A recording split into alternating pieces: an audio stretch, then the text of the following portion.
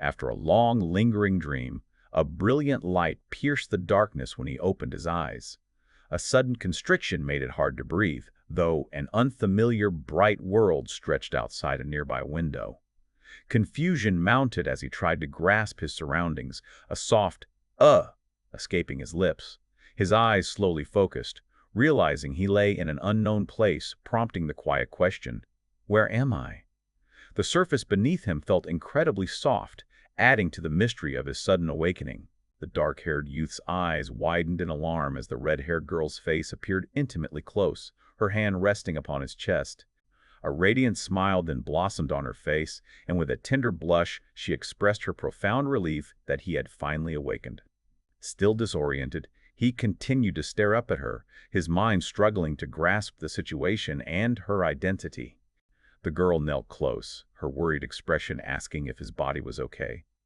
"I was drowning," he murmured, still processing her words with disbelief. A sudden realization then struck him, making him wonder why his entire body felt so soaking wet.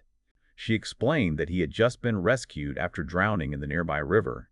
The red-haired girl explained she couldn't remove his wet clothes, apologizing that he was still cold, while he stared at his new outfit, confused by its style. To quickly warm him, she had cast a breath of fire spell, intending to share her own body warmth. A sudden realization then dawned on him, prompting a sincere thank you for her extraordinary help. She gently brushed off his gratitude, insisting they should always help each other, and admitted her own happiness at having found someone to talk to like this. With a bright smile, the red-haired girl finally introduced herself as Reyvatein Surt, inviting him to call her Rein. "For real?" he murmured, gratitude clear as he thanked Rein very much. A small smile touched his lips, and he began to speak his own name. He looked directly at her, ready to reveal his identity. Rein tilted her head, a question mark hovering over her with mild curiosity. As he prepared to reveal his name, a sudden thought crossed his mind. His gaze fell to his hand as a faint, otherworldly glow emanated from it. Immediately, a transparent screen materialized before him, clearly displaying his name, Ragna Smith, an occupation as a blacksmith. He stared in utter disbelief at the glowing screen, the impossible truth sinking in. This blacksmith's body now belonged to him, Ragna. The familiar status window and the face it displayed, mirroring his own, left him utterly bewildered. He tried to calm himself, recalling only debugging at a company, but nothing else of his past life, murmuring his new name, Ragna, in utter confusion. A worried, escaped Rein's lips as she watched his confused state. Seeing his troubled expression, Rein gently asked if something was wrong, to which he quickly, if not entirely convincingly, replied that he was fine. Ragna confessed his name was Ragna Smith, but he remembered nothing else. A shocked, "Eh?" escaped Rein's lips as she stared at him. He wondered if his amnesia was due to drowning, realizing he didn't even know the river's location or anything about his immediate surroundings. Rein then presented a map explaining they were in the far north of Seinberg on the Asgard continent. The name Seinberg, unlike Asgard continent, felt strangely familiar, reminding him of a town from a game he once managed. Rein, noticing his reaction to Seinberg, gently asked if he might be from there, but he confessed he wasn't sure. Taking his hand, she offered a comforting smile and softly reassured him that everything would be fine. Ragna listened intently, his expression a mix of surprise and dawning understanding. Rein gently held his hand, suggesting his memory might only be temporarily clouded by the ordeal. Realizing he was still vulnerable, she insisted he come to her nearby house to avoid catching a cold. Her kind eyes then conveyed a clear warning. Even awake, he still needed to be careful. Ragna, still kneeling, sincerely thanked Rein for everything, while she gently insisted he take a good rest. Rein smiled warmly, reminding him that helping each other in trouble was simply what they should do. Soon, the two walked along a peaceful, sun-dappled path, leaving the house behind. As they continued, he noted that her home was indeed in a very quiet and secluded place. Rein explained that their secluded home was deep within a rural area, separated from town by the dense forest. Suddenly, Rein gasped, pulling him back as an urgent warning left her lips. Through the trees, shadowy figures burst into view, hurtling towards them with alarming speed. A horde of grotesque earth goblins, armed and menacing, emerged from the forest's edge. With a fierce shout, Rein unleashed a fire knife spell, striking one of the grotesque goblins directly. To Ragna's dismay, the fire magic barely fazed the creatures, who continued their menacing advance. As the earth goblins, one marked level 45, charged relentlessly, Rein's urgent warning echoed, reminding Ragna of the danger. Suddenly, he recognized the floating displays over the approaching horde as the same status windows he had seen on himself earlier. This surprising revelation meant his unique ability to see detailed stats, including HP and STR, extended even to these menacing creatures. He stomped his foot, sending a shockwave of energy through the ground. A sudden display box appeared, proclaiming, BLA, Skill, Phantom, Blade, activated. Around him, a host of spectral blades shimmered into existence within glowing runes. Ragna's gaze sharpened, fully focused on the ethereal weapons now awaiting his command.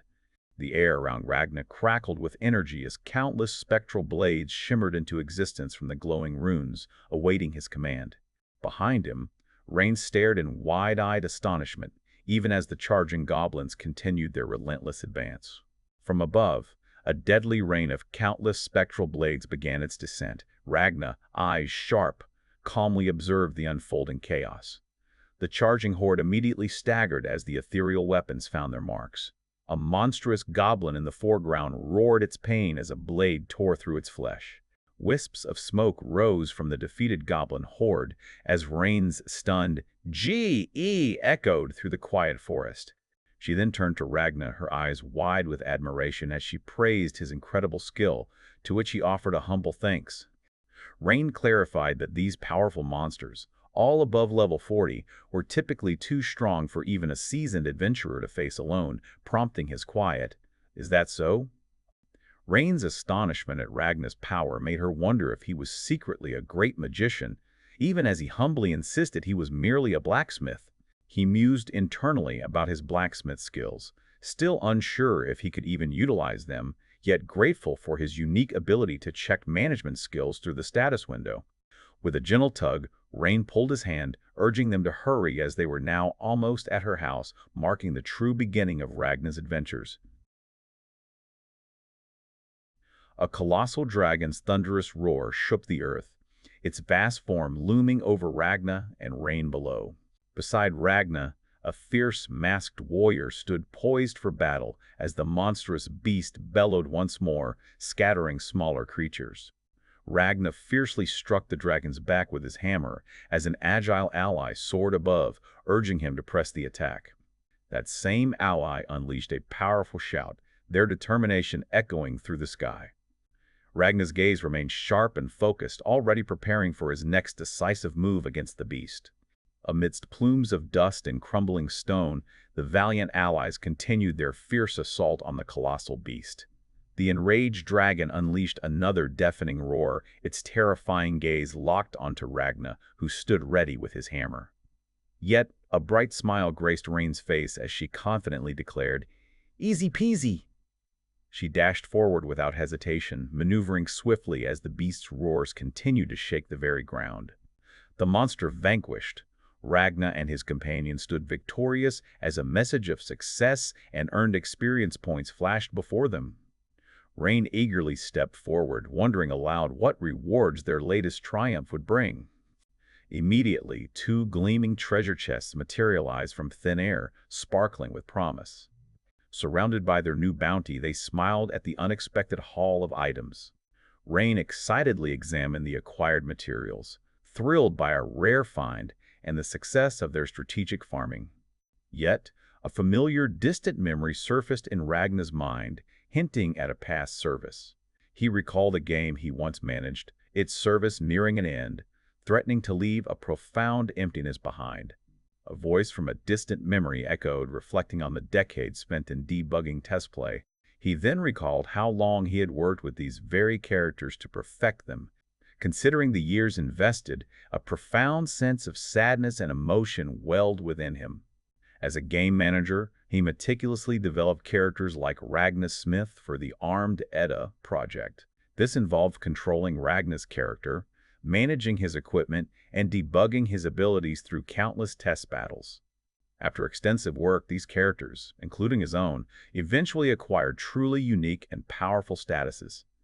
Ragna scrutinized Rein's status window, noting her maxed-out levels and erratic stats, which prompted a warning against admin checks. A surprised Rein apologized, admitting she hadn't considered the implications of using such abilities while indoors. She then firmly declared she would never use such powers to peek at other people's information, stressing its impropriety. His thoughts drifted to his past as a game manager, where maintaining player balance was paramount, and unauthorized admin use outside specific conditions warranted a ban. Ragna, in a distant memory, found solace that certain game adjustments were accepted, easing a small regret about its impending end. Yet a girl beside him in that memory confessed to harboring many regrets, prompting his silent question. His mind then displayed a crisp, digital interface, a mouse cursor poised over storage auctions. Angered by a shared past disappointment, he recalled the inability to publicly announce their carefully crafted weapons.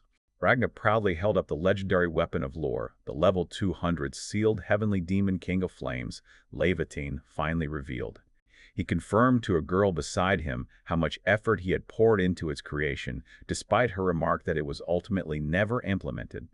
A slight frown touched his lips as he recalled the final refusal, citing insufficient time for training with only a year left before the game's end. A magnificent, serrated axe gleamed with sharp teeth, showcasing one of his carefully crafted designs. Nearby, an ornate winged shield promised robust defense, equally intricate in its forgotten glory. Intricately designed, a graceful wand and a formidable spear floated, each a testament to Ragna's skill. Even a beautifully adorned lyre shimmered with potential, ready to weave magical melodies. Despite these incredible creations, his frustration was clear as he lamented how much effort went into these 6 unique weapons. Rein merely blinked, looking somewhat bewildered by his fervent passion for the unimplemented design. His frustration mounted, realizing he couldn't even show off his ultimate, unimplemented creations to coworkers, a process that had consumed months of dedicated work and material gathering. Gazing at the array of unused power, he passionately declared that forging one's strength was the very essence of armed Edda, a sentiment Rein could only acknowledge with a soft, "I guess." Rein listened patiently, offering a soft, I get it," trying to soothe his fervent complaints. He continued, detailing how these level 200 weapons boasted incredibly unique skills, prompting her to thoughtfully conclude that a blacksmith like him couldn't possibly be compared to a normal player. The MMORPG, Armed Edda, boasted an intricate system where weapons possessed various unique level configurations. Indeed, a weapon even at level 150 held enough power to single-handedly defeat a weak raid boss. "You made it so," a voice from his past echoed, "that you had to raise yourself to the maximum level of 200. Ragna, in his memory, grumbled back, "I am a blacksmith, you know. It's not like I actually wanted to reach the upper limit." Ragna stood victorious over a fallen opponent, declaring his strength was forged through diligent training and fair battles, never illicit admin powers.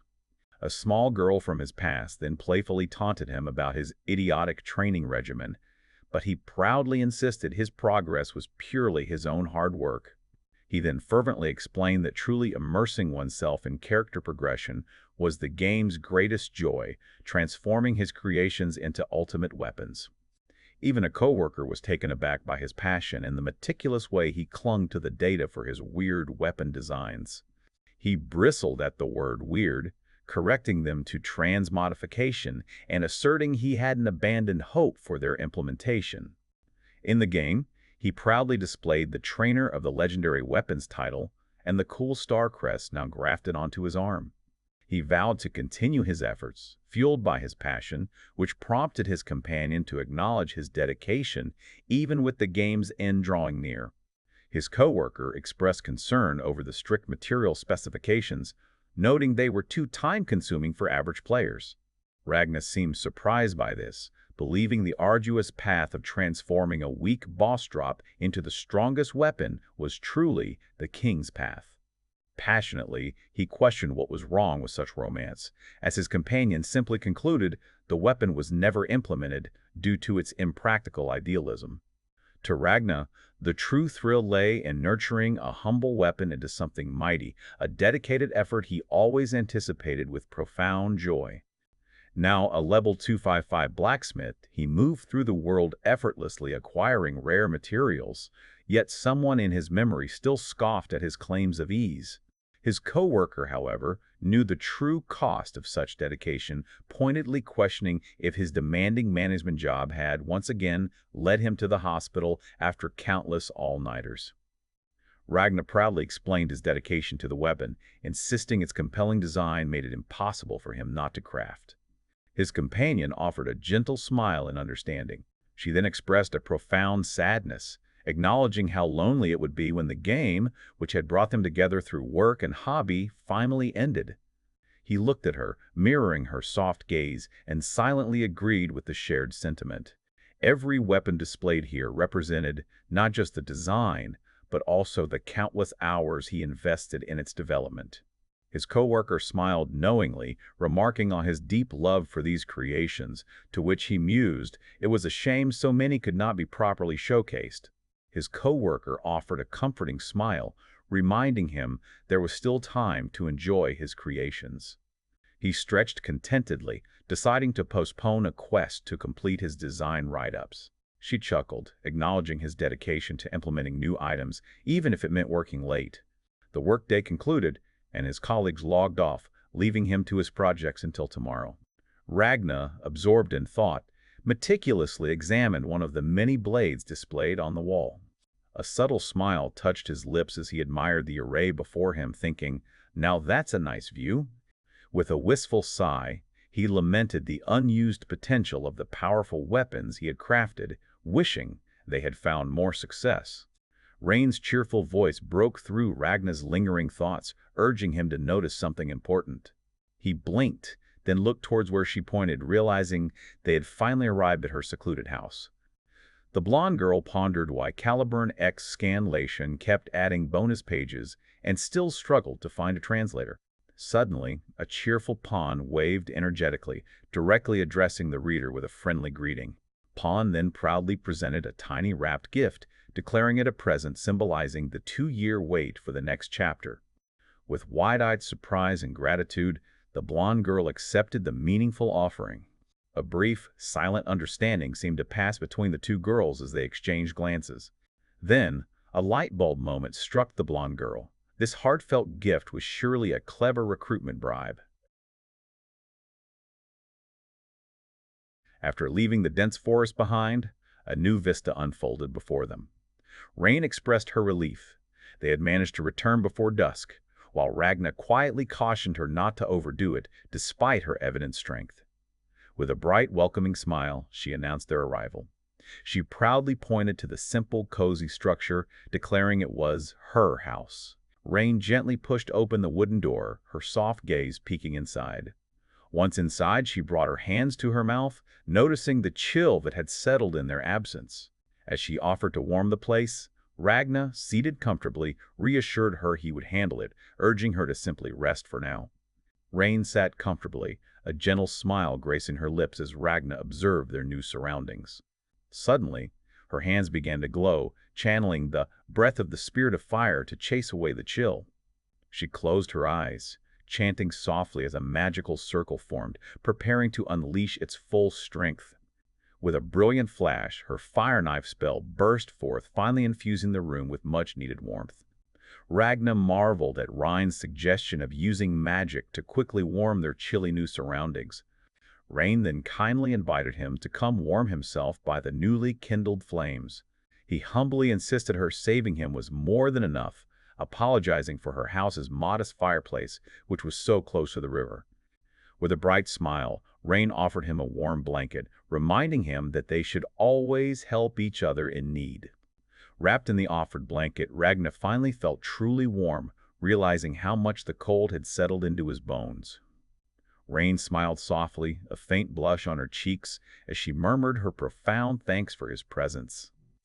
He humbly apologized for potentially dirtying her blanket after their long walk, but she quickly assured him it was no issue at all.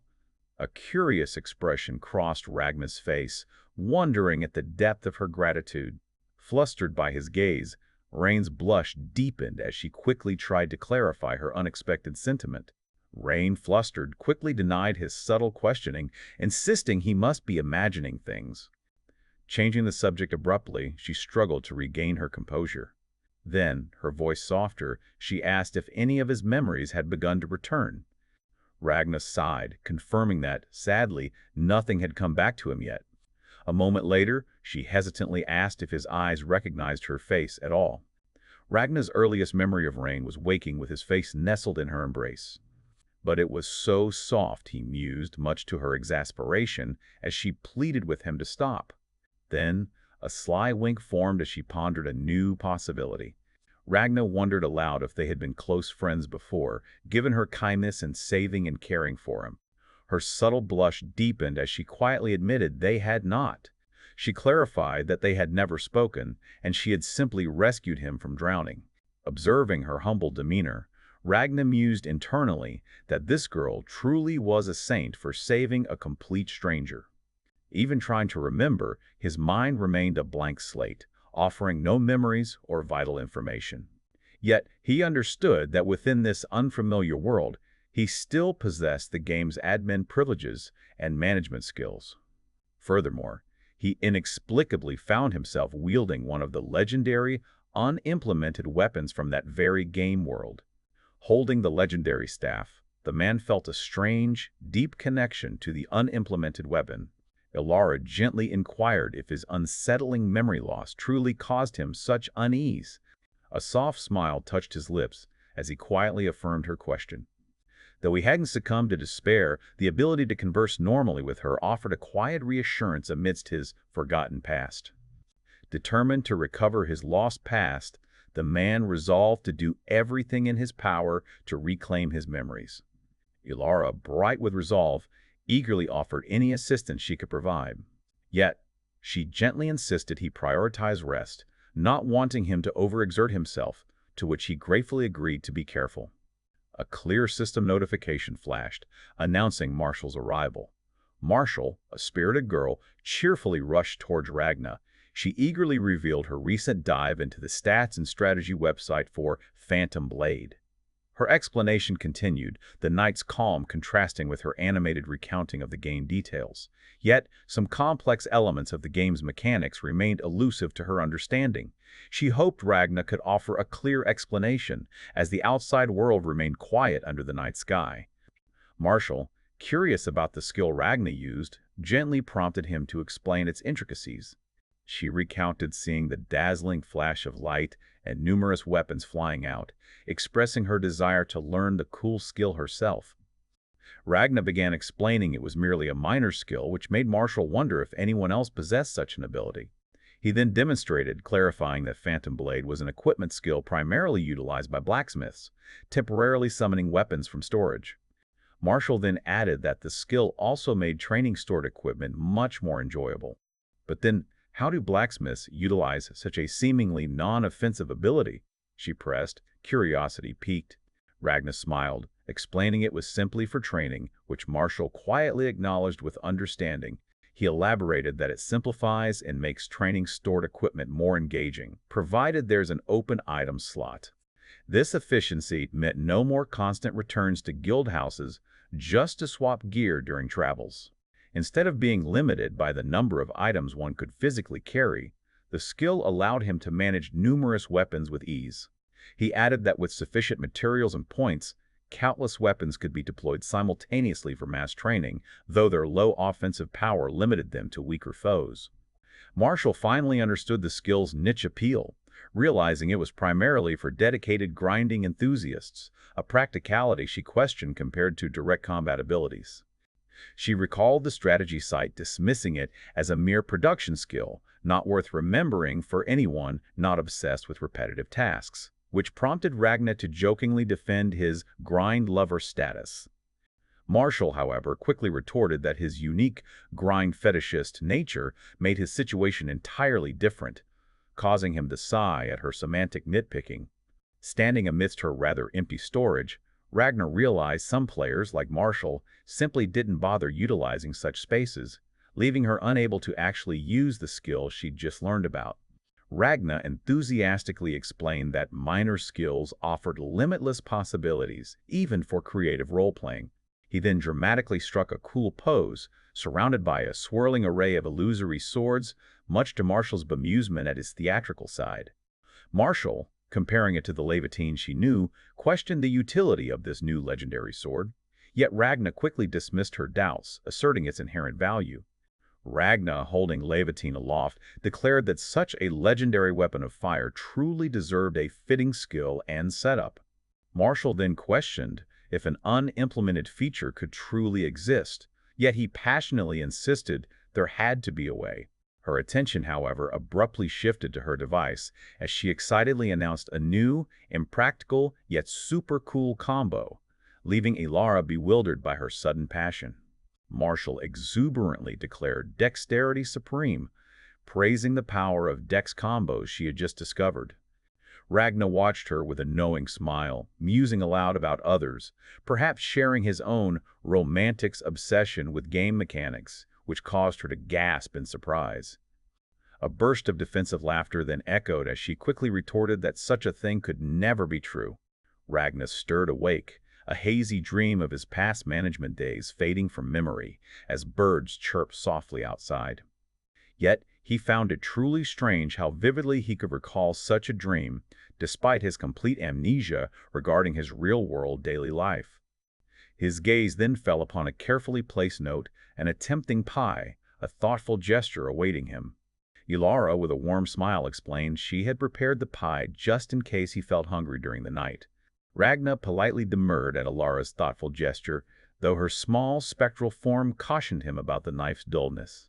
Observing the blade, he noticed an information pop up identifying it as a dull knife, confirming its lack of sharpness. He tried to cut the pie, realizing its poor edge made the task quite difficult. With a slight nod, he decided to check his blacksmith points, seeing his full capacity of 3,000 available. Holding the knife aloft, he resolved to temper it using his blacksmith points, eager to test this novel application. He closed his eyes, focusing intently on the dull blade. With a silent command, he willed the temper skill into effect, channeling his blacksmith points. A soft glow enveloped the knife as he watched, an unexpected surge of energy passing through it. A clear system notification announced the transformation, confirming the blade was now a sharp knife normal, and eliciting a surprised "whoa" from him. Ragna admired the newly sharpened blade, a visible testament to the temper skill's success. He lowered the knife, confident it would now glide through the pie. With a satisfying ease, the blade produced a perfectly clean cut. Observing his remaining blacksmith points, he noted how efficiently the skill consumed them, just like in the game. The fork easily pierced the delicious pie Lane had prepared for him. A satisfied smile touched his lips, glad he could now cut it so cleanly after all her effort.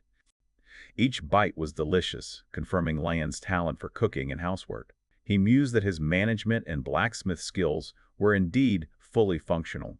However, this very functionality only amplified the strangeness of feeling entirely within a game world. The legendary staff, Karukion, one of the unimplemented weapons from Armed Edda, stood prominently. He knew this Karukion was somehow made ready for use, defying its usual despawn outside a guild house. A small smile touched his lips, acknowledging how cool it was, while wondering just how such a thing had been accomplished. Holding the legendary Karukion, he marveled at finally possessing a weapon he had personally crafted within the game. His fingers traced its intricate design, confirming its exceptional coolness from every meticulous angle. Still, the peculiar existence of an unimplemented weapon, alongside a burgeoning curiosity about Lane, occupied his mind. Lane's presence and the house's location contradicted everything he knew about the game world. This wasn't the exact game world, but rather a profoundly similar yet subtly altered reality. The game's mechanics and familiar landmarks intertwined with these stark differences only deepened his perplexing predicament. His mind, now settled, allowed Ragna to contemplate the day's strange events more deeply. Yet, for now, he decided it was best to simply focus on practical tasks. Just then, a familiar figure appeared from the adjacent room, carrying a small dish. Lien, her eyes wide with a pleasant surprise, greeted him warmly. Lien approached, tray in hand, with a warm smile, asking if he had a good rest. He emerged from the adjacent room, returning her greeting with his own "good morning." She explained that she had just finished preparing breakfast. Gesturing towards the dining area, she then invited him to take a seat. Her gentle movements suggested the comfort of a settled morning. With an appreciative gaze, he quietly acknowledged her thoughtfulness. The enticing aroma of freshly baked bread and other dishes wafted from the table. Ragna couldn't help but feel a little bad, realizing Lien had not only saved him but now cooked his breakfast too. With a bright, reassuring smile, she then declared it was time to eat before the food lost its warmth. Lien smiled brightly, encouraging him to eat without restraint for the sake of his recovery. A moment later, her expression shifted to one of slight surprise as she watched him. Icchi Jason and panels, 1 Icchi Jason, panel index, 1 text, Lien, spoon in hand, smiled brightly as she urged him to savor the soup before it cooled. Kii, Tii, panel index, 2, text, Ragna, agreed it was delicious, feeling continuously uplifted by her thoughtful gestures and cheerful demeanor. Pon muttered about Caliburn X scanlation adding useless pages, wondering why a translator still hadn't been found. Suddenly, she perked up and waved directly at the reader, while someone.ese watched from nearby. With a bright smile, Pon then presented a small, wrapped gift, announcing it was for their lovely readers. Someone.exe gasped in delight as she received the present, exclaiming her thanks. A moment of quiet contemplation passed between them as someone.exe pondered the gift's true meaning. A light bulb moment then struck her, realizing this was a subtle bribe to join their sect. Marshall declared with a cheerful smile that they would continue from yesterday, ready to perform some tests to bring back lost memories. Curious, Ragna asked about the board she held, which Marshall explained was a level scanner she'd once stashed away after buying it in town. She had initially considered quizzing him on various facts, or even using her own magic to gather data, but this device offered a more direct approach. Ragna carefully activated the level scanner against Rein, whose eyes widened in surprise as his own Blacksmith status window flickered into view. Ragna confirmed his own impossibly high status, a level 255 Blacksmith, as it flickered into view on the scanner. A surprised Rein stared at the impossible numbers, a loud gasp escaping her lips. "Aren't you surprised by such legendary power?" she questioned, but he only chuckled, hinting at his unique circumstances. Ragna's thoughts briefly registered the complex class structures of his old game, envisioning an alchemist at level 150. The phrase, administrative subclasses, then materialized, causing Rein's eyes to widen in complete bewilderment. He gently took her hands, a soft glow emanating as he prepared to unveil more of his unique hidden nature. Ragna's thoughts drifted through the intricacies of familiar level 150 classes like pharmacist and artisan, before the profound implications of his administrative subclasses suddenly materialized with a resounding boom. The ethereal text regarding his administrative subclasses flickered and vanished, leaving a stunned silence between them. Ragna struggled to find words, realizing the immense challenge of explaining his game management origins within this new world. Rein, utterly bewildered, stammered about his impossible level 255 and the existence of subclasses that somehow surpassed even her own abilities. Blushing in embarrassment, she suggested perhaps it was time for their roles to reverse, admitting her attempts to guide him now felt misguided. Ragna paused, gently addressing Lien. He explained that despite his immense power, his amnesia rendered him helpless, without knowledge of the land or its dangers. Taking her hands, he thanked her for all she had taught him, admitting he would be lost without her. She offered a sweet, blushing smile, agreeing to keep guiding him if he truly would be lost without her. Ragna affirmed her kindness, reminding her that she had saved him, while Rein insisted they should always help each other in times of trouble. He then thoughtfully pondered how he could repay her for such unwavering support. Ragna searched for a way to reciprocate her kindness, but for the moment no clear idea came to him. Then, with a sweet, hesitant smile, Rein suggested he could help her with the dishes, admitting it might be a bit troublesome for her alone. He looked down at her, a fond admiration washing over him as he found her earnestness truly adorable. Eager to assist, he readily offered his help, and she beamed, agreeing they would tackle the task together. The blonde girl mused about Caliburn X Scanlation's tendency to include extra pages and the likely reason they hadn't found a translator yet.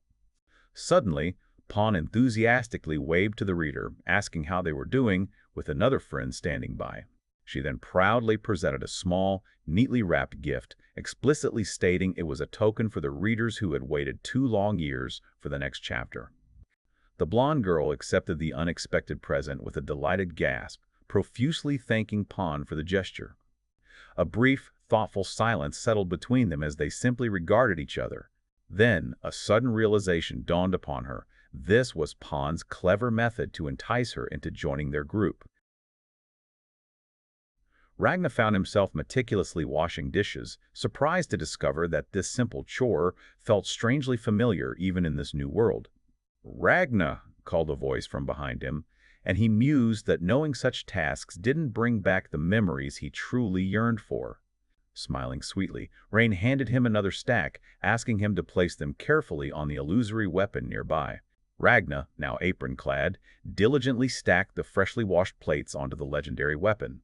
Rein, approaching with another tray, expressed concern whether using magic for such a simple chore was appropriate.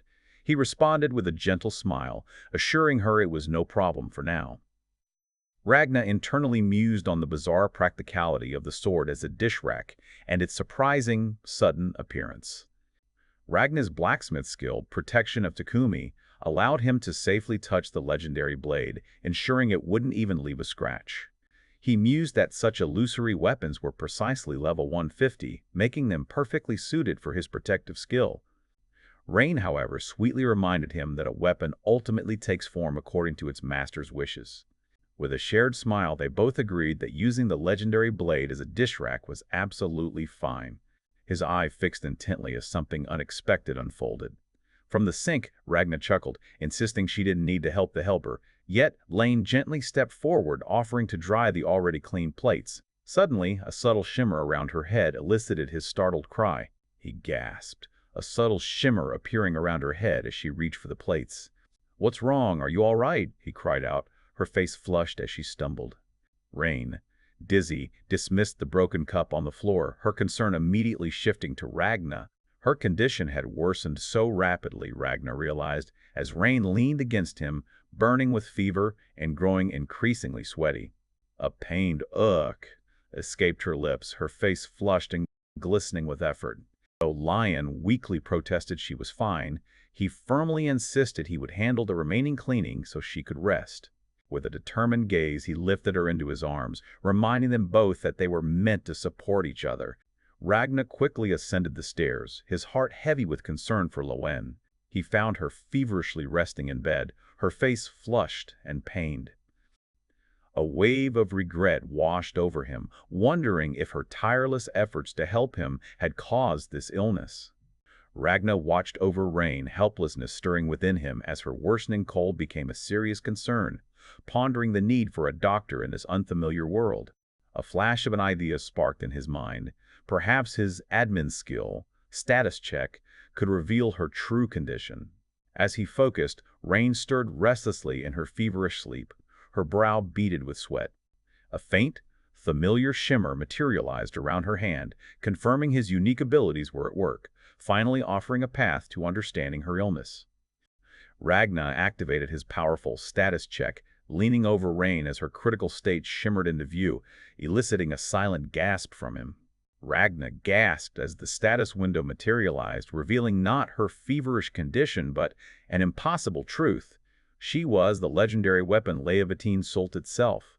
He stared in utter disbelief at the impossibly high level and weapon class data, questioning if his powerful admin skill was somehow critically bugged. The display suddenly flickered, fragmenting into a dire bad status's message that transcended mere illness. hinting at a much profounder, unsettling problem. The status display continued to flicker ominously, hinting at a profound, dire problem. Peering closer, Ragna confirmed it was her actual status condition, but then wondered if something deeper was also visible. Suddenly, a chilling phrase materialized: permanent poison.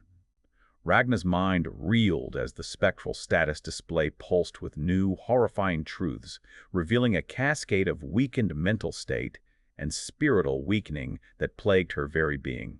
Ragna stared, horrified, as Rein's status displayed a crippling, level-halving effect. He also saw she was afflicted by an insidious, constant damage slowly wearing her down. A chilling terror status further confirmed the immense strain actively crushing her spirit.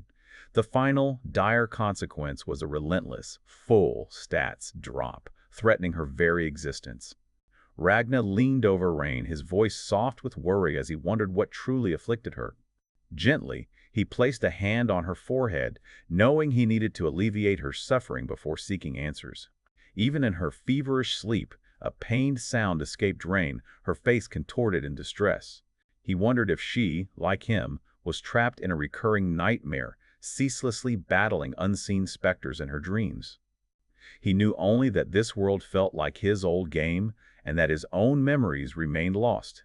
Even more striking, the girl he cared for bore the very name of his most cherished weapon.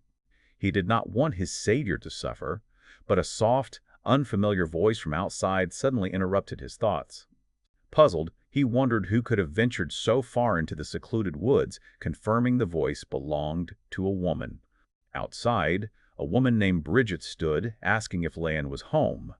Ragna peered cautiously from the doorway, wondering if the unexpected visitor was one of Lane's acquaintances. Bridget, standing outside, sharply demanded to know his identity and purpose at the house. Ragna, slightly flustered, introduced himself as a blacksmith who had been receiving Lane's hospitality since yesterday. Bridget, with a thoughtful gaze, expressed surprise that Lane had revealed herself so easily to an unknown traveler. She mused that Lane must have been worried, considering the strong monsters known to lurk in these woods. Ragna, hearing her insight, then asked if she was an acquaintance of Lion's, to which the woman simply affirmed. Holding up a license, the woman introduced herself as Bridget, a merchant from Seinberg and a friend of Lion's. Bridget explained her visit was to confirm supplies, as Lion regularly gathered magic stones in this remote location. She added that they also planned to inspect any usable products Lan might have, near a rocky area known for magic stones. Ragna then asked where Lane was, and Bridget, learning she was inside, immediately asked him to check on her condition. Bridget's voice trailed off, questioning what exactly Ragna meant by Lane's condition. Ragna explained to Bridget that Lane had suddenly collapsed. He urgently asked if Bridget knew of any pre-existing conditions or medicine that could help her. Sadly, Bridget confessed there was nothing she could do to cure Lane. Bridget grimly stated that no cure existed for such a condition. His eyes widened, comprehension dawning as she spoke of the Heavenly Demon King's cursed poison. She affirmed his unspoken question, elaborating on the deadly sins born from the Heavenly Demon War that ravaged the land over a century ago. Ragna, his face etched with concern for Lion, called out to Bridget for more information. He pressed her for details about the cursed poison of a Heavenly Demon King she had previously mentioned. Bridget turned, realizing he couldn't possibly know Lane's true identity, having only arrived yesterday. With a stern gaze, she declared he needed to understand this world's truth. Legendary weapons and Heavenly Demon Kings were sealed in the same locations. Bridget insisted they leave Lane to rest, adding that she had something vital to show Ragna. She then directed him to wait by a nearby wooden basin. Ragna nodded, a look of grim determination on his face. All the while, Lane tossed in her feverish sleep, her pained whispers barely audible.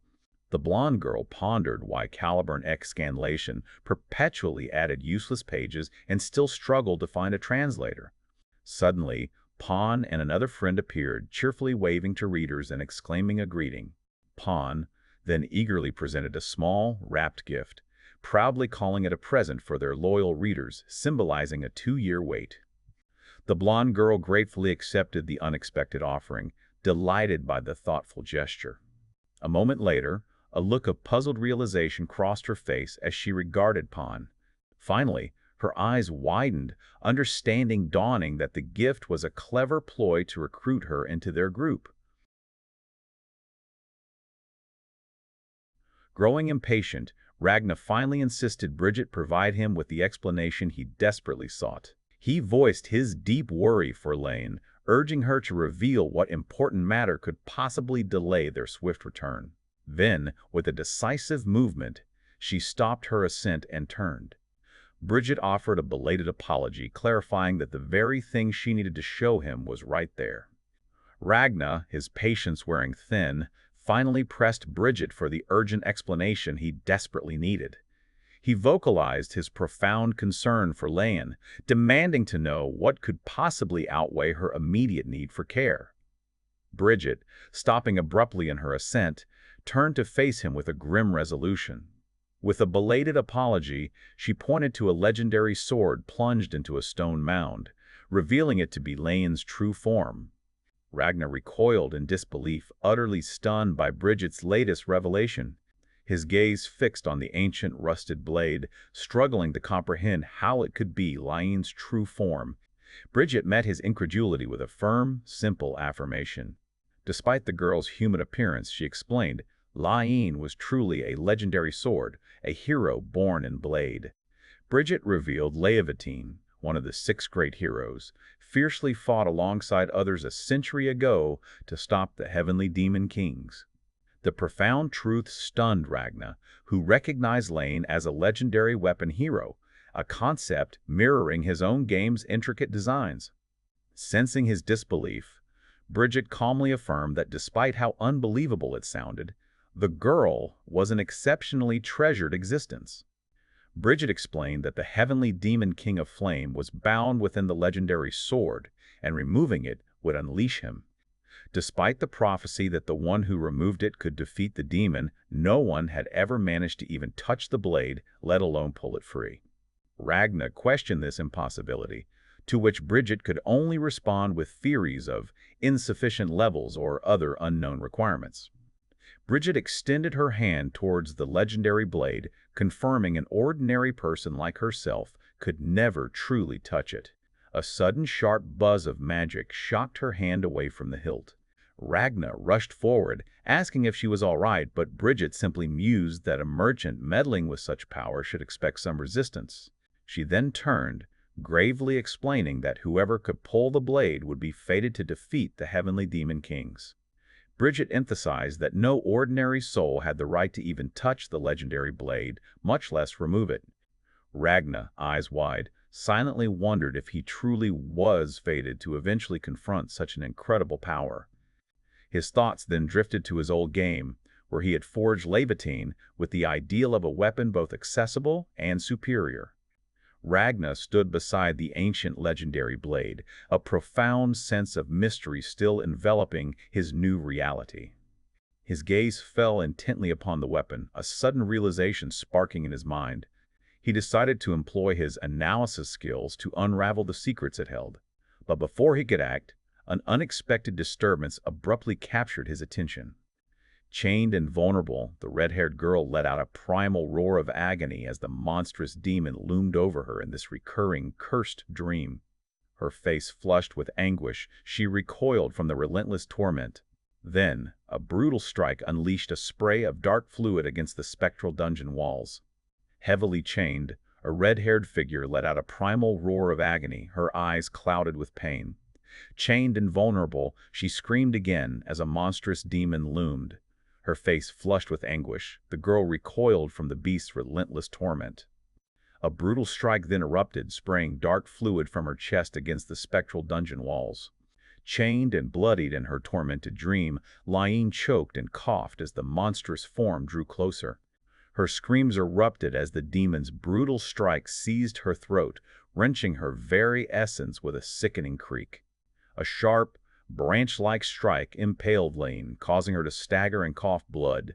A sickening rip-crack then echoed as the demon's cruel grasp ripped deeper into her tormented form.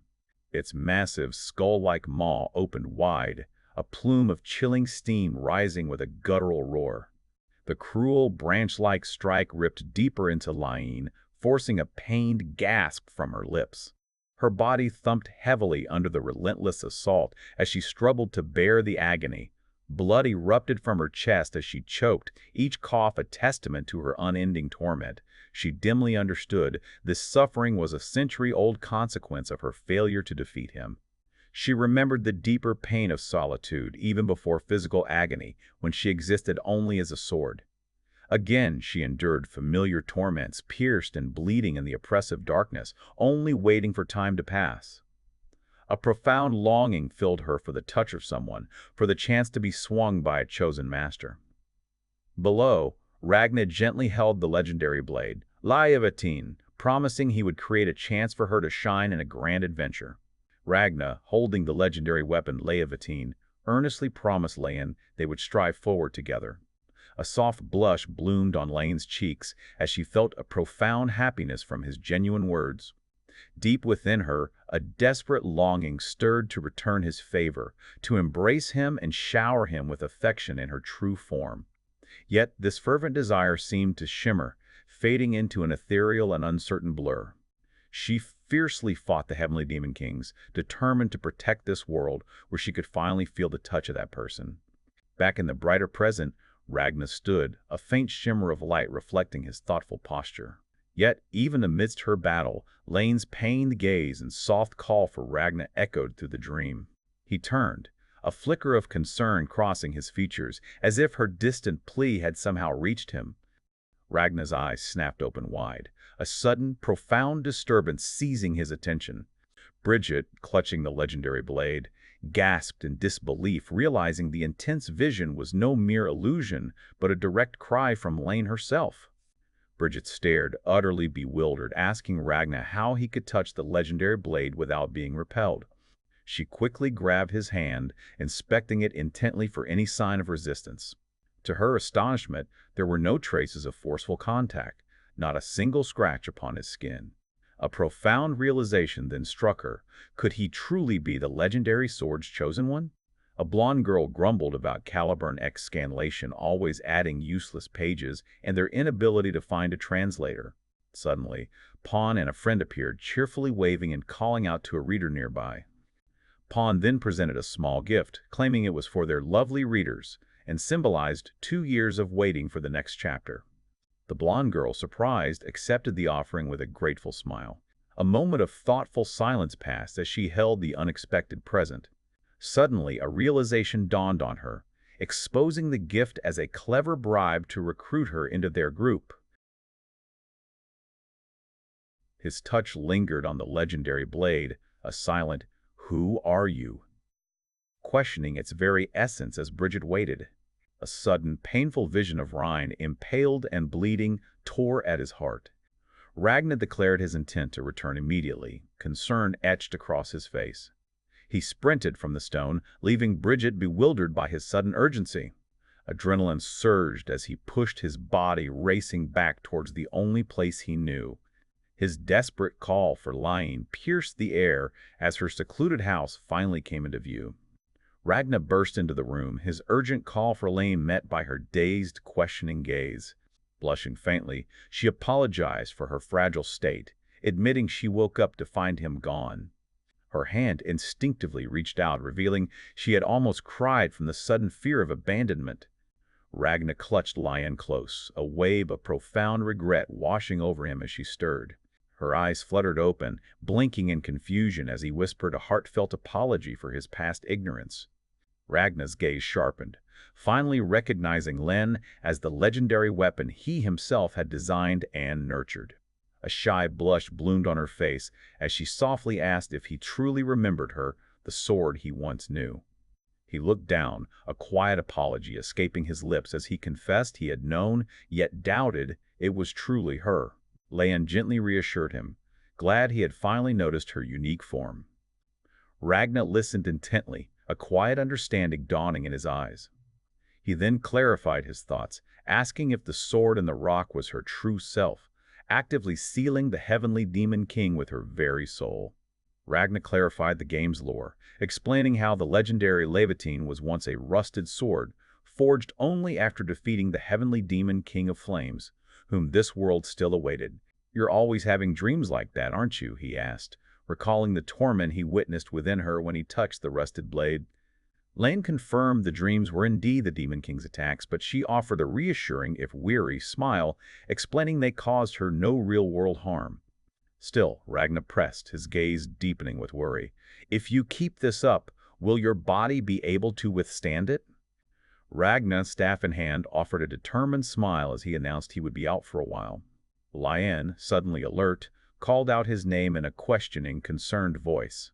Lane's voice carried a hint of trepidation as she watched him prepare. He paused at the doorway, a confident smile on his face, asserting he would pull the sword and defeat the foe just as he had before. Her expression shifted to shock, questioning if he truly remembered battling such a monster. With a resolute glint in his eye, he confirmed his certainty, vowing to finish it quickly. Lane gasped in surprise as Bridget burst in, urgently telling Ragna to wait, warning him of the Heavenly Demon King's danger. Her eyes intense, Bridget then reminded him that he, uniquely, could touch the rusted sword, Lane's true form. Bridget frantically warned Ragna that he faced an almost immortal Heavenly Demon King. Even if wielding Lane's legendary form from the stone improved his chances. She continued to speak, her voice echoing the urgency of their situation. Ragna pressed, his concern deepening as he asked if Lion's physical condition was worsening by the minute, to which Bridget sadly confirmed she likely had only half a month left. Bridget urgently proposed dispatching Seinberg's knights and guards, hoping they could temporarily contain the Heavenly Demon King. Ragna, however, calmly countered that such a temporary measure was futile, as Lane's true cure lay only in completely destroying the Heavenly Demon King of Flames. Bridget cried out that the Heavenly Demon King of Flames was an immortal monster, impossible to conquer alone. Ragna defiantly asserted his capability, claiming to have created the very demon they faced. Her eyes wide with disbelief, Bridget stammered, demanding to know what he meant. Bridget cried out in despair, declaring the Heavenly Demon King an immortal monster impossible for one to conquer alone. Ragna, however, met her panic with a calm assertion, claiming to have created the very demon they now faced. Her eyes widened in disbelief as she stammered, demanding to understand his bewildering words. With a knowing smile, Ragna focused his resolve on the Heavenly Demon King of Flames, the very entity that had long tormented Lane and defined the nature of his own surprising discovery. Her eyes closed. Lane quietly but firmly rejected the thought of Ragna's defeat. Opening her eyes, she declared with fierce determination that Ragna, her unwavering support, would never fall to the likes of the Heavenly Demon King. Bridget gasped, startled by Lane's sudden, passionate outburst. Ragna smiled back, gently reminding her that they would always face troubles together, reinforcing their bond. Ragna looked on with determined eyes, vowing to help her in her trouble just as she had helped him before. A gentle blush bloomed on her face, silently accepting his heartfelt promise. Bridget offered a tender smile to the hopeful girl, urging her to wait just a little longer. Clutching his staff, he stood resolute, ready to brave any challenge and bring her back. Overwhelmed by mounting tasks, the blonde girl cried out a silent help, escaping her lips. The emblem of the No Names stood as a quiet invitation, pointing to avenues for connection and support. For those who understood the unspoken plea, a call to join their ranks echoed on Discord, where Mino awaited with anticipation. An urgent question from an unseen voice filled the air, challenging Ragna's departure. Bridget, her expression heavy with doubt, conceded the wisdom of ancient heroes, but couldn't reconcile it with his self-professed simple role. Looking up at the daunting edifice, Lane's quiet unease mirrored Bridget's apprehension over him facing a Heavenly Demon King by himself. Bridget, still hesitant, voiced her concern about asking for assistance, but Lane assured her it was unnecessary. With a gentle smile, she declared that if he couldn't triumph, then no one else in this world possibly could. A look of genuine bewilderment crossed Bridget's face as she questioned Lane about this mysterious hero and his outlandish claim of having created the Heavenly Demon King. Leanne, her gaze distant, then admitted with a soft sigh that his full story was simply too complex to articulate. Lane looked away with a gentle smile, declaring, Ragna the very creator she had been waiting for. Bridget's eyes widened in utter disbelief, echoing the word creator in stunned questioning. Bridget's disbelief was clear as she questioned if Ragna truly created Lane and other legendary weapons, to which the girl calmly affirmed. Standing firm, Lien declared her unwavering certainty that he would never be defeated by any heavenly demon king. Ragna stood before the legendary blade, a faint, magical hum emanating from its hilt. He recalled defeating such formidable foes countless times during his past as a game manager. Just then, Marshall's exasperated voice echoed, wondering if he had truly gone to hunt another heavenly demon king raid boss. Ragna reminisced about his days as a game manager, crafting formidable raid bosses with devastating one-hit attacks that often overwhelmed players. He knew, however, that with sufficient levels, potent weapons, and strategic teamwork, even a small skilled party could eventually conquer them. This challenging design fostered creative strategies, a continuous cycle of observation and refinement that defined his development team's work. Marshall explained that while certain enemies were great for practicing hidden abilities, their HP was always extremely high. "What the?" she exclaimed, noticing a list of such powerful hidden abilities, one of them involving a character excitedly wielding two swords. Ragna quickly corrected her, asserting that the strength of humans and raid bosses were not on the same level, though she retorted that a player's low HP made it hard to assess ability power. He then explained that powerful skills often came with many restrictions, like cooldowns, requiring precise timing to master. Marshall eagerly pressed Ragna, asking about the unique skills of legendary weapons he'd chosen and how those abilities manifested. He smiled, seeing her interest, and began to explain how the highest-leveled hidden abilities could even one-shot a heavenly demon king. He continued, revealing that its very appearance transformed when switching between standby and engage modes, prompting a shocked exclamation from her as a magnificent staff materialized. Ragna, full of youthful zeal, once insisted his weapon designs be implemented immediately, not just play-tested, and Marshall eagerly agreed to help test them out. Now, staff in hand, he mused on the unexpected twist of fate that led his unimplemented creations to play such an active role in this new world. Ragna gripped the legendary staff, its radiant form ready to finally unleash its true potential. "Karakayan, engage!" he commanded as streams of raw power erupted around him. With a swift motion, he then summoned a deluge of spectral blades, initiating his ultimate offensive. Ragna stood amidst a storm of summoned blades, calling upon Karakayan to unleash their combined might. One powerful sword, imbued with his will, began its rapid descent towards the target below. His eyes, sharp and resolute, fixed on the unfolding attack. Ragna stood amidst the legendary swords he had summoned, Karakayan pulsing with readiness. Suddenly, the rocky mass before him glowed with sinister eyes, a voice of pure fury echoing its long imprisonment. It roared its outrage, questioning why it was sealed just for delivering divine judgment upon mere humans. Ragna stood firm, meeting the furious gaze of the heavenly demon king as it roared curses at the sentient weapon. Surrounded by a formidable array of summoned blades, he faced its contemptuous challenge, daring to question if he was the one who had finally released it. As Ragna held the legendary blade, he felt its power slowly dissipate, fading from his grasp. He realized the sword's form would vanish once fully extracted, grateful he had brought Karakayan as a backup. The heavenly demon king, he mused, was exactly as he'd configured it, even down to its coarse, commanding voice. Its monstrous, crumbling form now fully visible, the demon king began to speak. That's... Ragna stood resolute before the colossal, winged form of the heavenly demon king, its terrifying presence crumbling the very earth beneath them. With unwavering resolve, Ragna gripped Karakayan, poised to confront the monstrous heavenly demon king and save his beloved Lien. Ragna, staff gripped tight, stood ready as the colossal heavenly demon king began to tear itself free from the mountain. The monstrous entity opened its gaping, skull-like maw, voicing its irritation at being disturbed by a mere human. Undeterred by the demon's fury, he met its gaze with a firm, resolute expression. The towering demon king sneered, its chains rattling as it threatened to break and kill Rein, then turn its wrath on everyone. Ragna held dear for daring to break its seal. A calm voice cut through the demonic rant as Ragna stepped forward, ready to correct the monstrous entity's assumptions.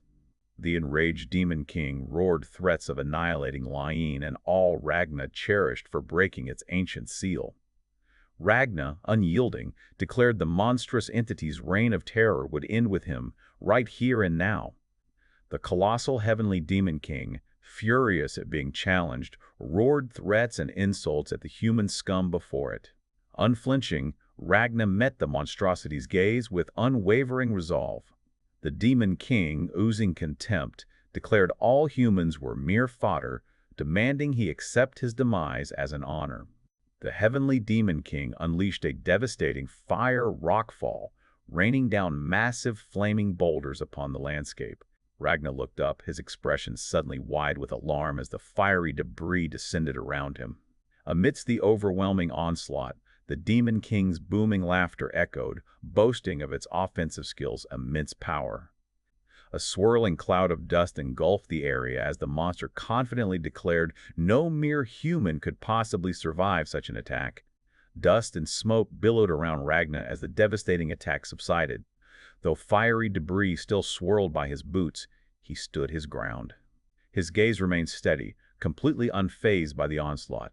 The demon king roared in bewildered fury. Astonished, he stood utterly unharmed. Ragna channeled his fury into Karukayan, shouting a fierce, electric magic lightning scythe as a brilliant surge of power erupted. The colossal demon recoiled, a massive jolt of surprise and pain shooting through its form. The colossal heavenly demon king roared in furious disbelief, its voice echoing with raw power. Ragna's jaw tightened in response, a defiant, "Damn, man!" escaping his lips. The demon king, still seething, threatened him with certain death, but Ragna calmly asserted it was getting carried away. The colossal demon roared in furious disbelief, its voice echoing with raw power. Ragna's jaw tightened in response, a defiant, "Damn, man!" escaping his lips. Still seething, the demon king threatened him with certain death, but Ragna calmly asserted it was getting carried away. As the enormous demon continued to rip itself from the stone, its enraged roars echoed through the crumbling landscape while Ragna calmly observed. Rein, with a gentle smile and resolute spirit, inwardly vowed to defeat the heavenly demon King Jung. His own voice, filled with fierce conviction, then declared this fight was for those he held most dear. Ragna, gripping Karukayan, commanded the legendary staff to unleash its power. With a mighty roar, he raised it high, urging the legendary weapon to strike down the demon. Ragna, his resolve firm, launched Karukayan's true power skyward. A colossal surge of lightning confirmed he had activated a formidable, hidden ability. With fierce determination, he then invoked the legendary staff's ultimate technique, Maggots Su Kana Amaru. The colossal demon roared in incredulous disbelief, demanding to know how a mere human could possibly wield divine artifacts. The colossal demon unleashed a deafening roar, summoning a devastating grand heat shakes that tore through the crumbling landscape. Undaunted by the explosive power, Ragna, surrounded by spectral blades, declared with fierce conviction that he would defeat this foe for her sake. The colossal heavenly demon king roared as the first torrent of divine lightning violently tore into its ancient body.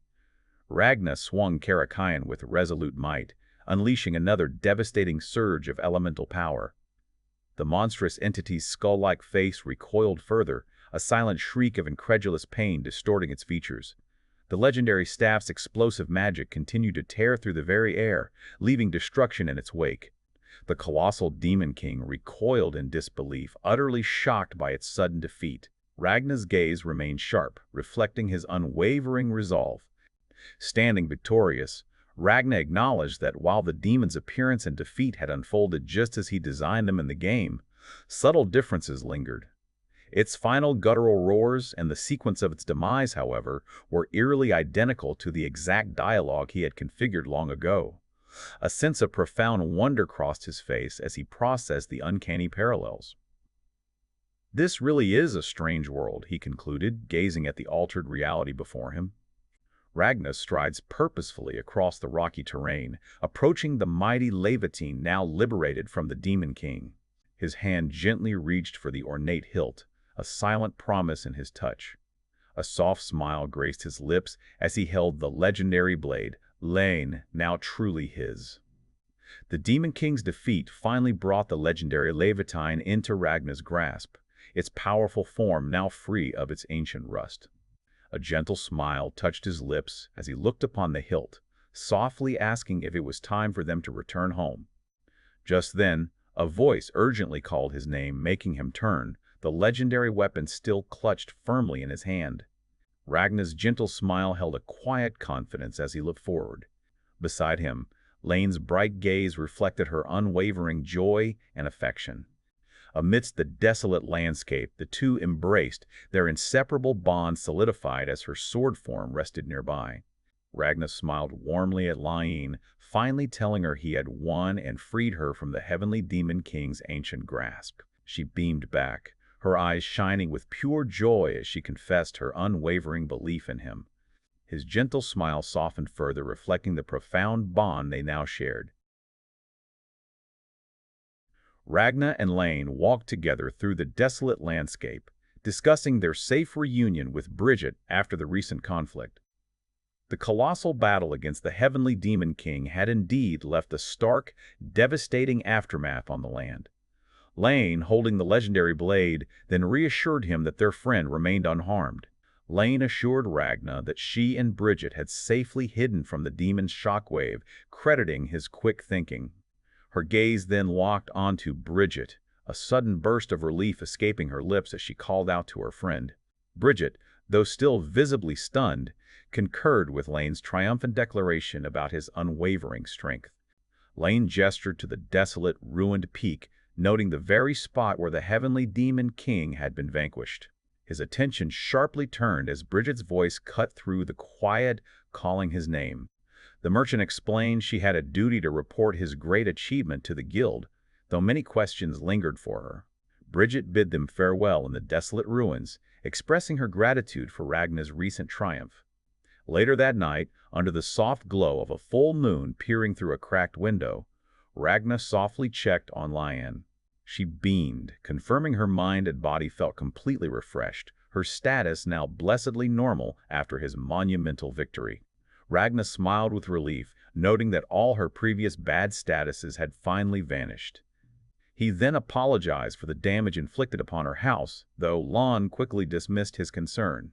She reminded him that he had fought the heavenly Demon King solely to save her.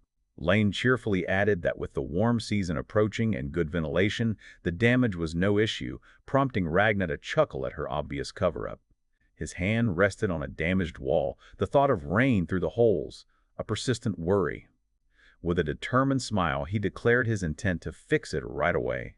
The recent battle had indeed torn gaping holes in the ceiling and walls, letting the moonlight stream in. He knew Rein and Bridget were safe only because a crucial column had held, and now it was his turn to repay their kindness. Ragna's palm pressed against the damaged wall. A system prompt suddenly confirmed the house was forgeable. He looked on in surprised realization as the options to repair and improve the structure appeared before his eyes. "Is something wrong, Ragna-san?" Lane's voice gently broke his concentration. "Ah, I just saw the status of your house," he explained. "It seems I can use my smithing skill on it." She looked at him with wide eyes, wondering if he meant the house was somehow recognized as a weapon or armor. With the house in need of repair, Ragna decided to test his forging skills, wondering if he could apply them to the damaged structure. His eyes widened in shock as he realized his blacksmith points had dramatically increased, far exceeding the expected limit. Turning to Rein, he expressed his bewilderment, noting the points were not only over the limit, but also higher than when he last checked that morning, and asked if blacksmith points here were gained by defeating monsters. Lian gasped, astonished that Ragna's blacksmith points were nearly double the supposed limit of 3,000. He knew ordinary monster defeats only granted a few points at a time, certainly never thousands. A theory formed in his mind, only the defeat of a heavenly demon king could possibly account for such a monumental surge, potentially granting around 3,000 points in a single stroke. Curious about his dramatically increased blacksmith points, Ragna resolved to first repair Lane's damaged house to check for any skill anomalies. As he prepared to initiate his forging skill, Lane looked on with wide-eyed surprise. As Ragna outstretched his hand, a surprised "Wah!" escaped him, for a status window had confirmed the house was forgeable. The damaged walls and windows of Lion's house gleamed with a fresh, sparkling repair. Astonished, she realized the walls were magically mending, asking Ragna if his smithing skills were responsible. Her face lit up with praise, but he humbly insisted this unusual restoration wasn't true smithing. Yet, a familiar status window popped up, detailing the house's current state and the iron ore and wooden planks needed to continue his unique forging process. Ragna, having reached a limit in his house repairs, inquired about finding iron ores. Lane thoughtfully explained that rocky areas with magic stones or ore-type monsters were the closest sources. A small, ghostly Bridget then appeared, adding that merchants in town, or even she, could also sell them. Deciding to gather the materials himself first, Ragna deemed buying them wasteful given his own abilities. Lane giggled softly, drawing a curious glance from Ragna. She fondly remembered his very words from when she was merely a legendary blade about the wastefulness of not gathering materials oneself. Ragna then cheerfully vowed to rebuild her home starting tomorrow as she, now free, promised to help him wholeheartedly. This new resolve sparked a deeper reflection on the extraordinary blacksmith skills Ragna possessed. The legendary weapon, now his cherished bride, awaited their shared journey. Ragna stirred awake as the bright morning sun pierced through the window. Beside him, Lane slept peacefully, while her legendary blade stood silently sentinel by their bed. A quiet contentment settled over him as he reflected on their new beginning. He gently watched Lane, her face serene in slumber, a testament to their shared triumph and bond. Ragna watched Lion, a quiet peace settling over him as she slept soundly. Her serene face was finally free from the pained expressions that had plagued her dreams. Seeing her tranquil, he knew every struggle against the Demon King had been worth it. A soft glow shimmered nearby, accompanied by her quiet, contented sigh. Ragna's gentle morning greeting was met with Lane's sleepy reply as they stirred awake together. She admitted the previous day's monumental events had completely exhausted her. With a soft giggle, she snuggled closer into his warmth, finding comfort after their great triumph. Lane's eyes fluttered open with a soft smile, reassured that Ragna was still by her side. His gentle voice confirmed his presence, his hand a comforting warmth beside her. A contented sigh escaped her lips, affirming the quiet peace she felt in his company. She dreamily praised the comforting warmth of his hands, to which he chuckled, humbly calling them just normal. Ragna stood beneath the wide sky, concentrating intently on the legendary blade in his hands. With Lane observing, he began the process, invoking the blacksmith's art to refine the mighty sword. A brilliant radiance erupted from the blade as it gleamed with renewed power, fully awakened by his touch. Ragna observed the newly restored legendary blade, a satisfied smile gracing his lips as its enhanced status appeared. Confident in his work, he decided to test its might on a nearby tree. With a mighty swing, the formidable sword effortlessly cleaved through the thick trunk, sending fragments flying. Ragna brandished the legendary blade, preparing to test its newly forged might. With a sharp crack, the formidable sword effortlessly cleaved through the thick tree trunk. "Okay, it's sharp," he declared, surveying the cleanly severed wood at his feet as Lan watched on. He then detailed his plans to gather iron ore by hunting monsters, aiming to rebuild her house better than it was before. Rein sweetly assured Ragna she was content with her house, as long as they could be together. Ragna, smiling gently, insisted there was no need to hold back. He truly wanted to make her home even better. He affirmed his commitment, explaining that if he was going through the trouble of fixing it, he would dedicate the effort to forge it into something superior. Rein, glowing with a soft smile, giggled happily, reaffirming that this unwavering dedication was simply Ragna being himself. Lan beamed, expressing her profound joy at Ragna's unwavering care and her happiness to finally be by his side. He looked back at her with a tender smile, simply breathing her name, reflecting the depth of his affection. Ragna noticed a covered wagon ahead, its distinctive emblem hinting at possible dragons. He and Len exchanged a look of concern, wondering about its unexpected presence. The wagon didn't seem to have veered off course, making its appearance here even more puzzling. Scattered planks lay nearby as they cautiously approached the mysterious vehicle. Suddenly, a bright flash erupted, startling two soldiers guarding the area.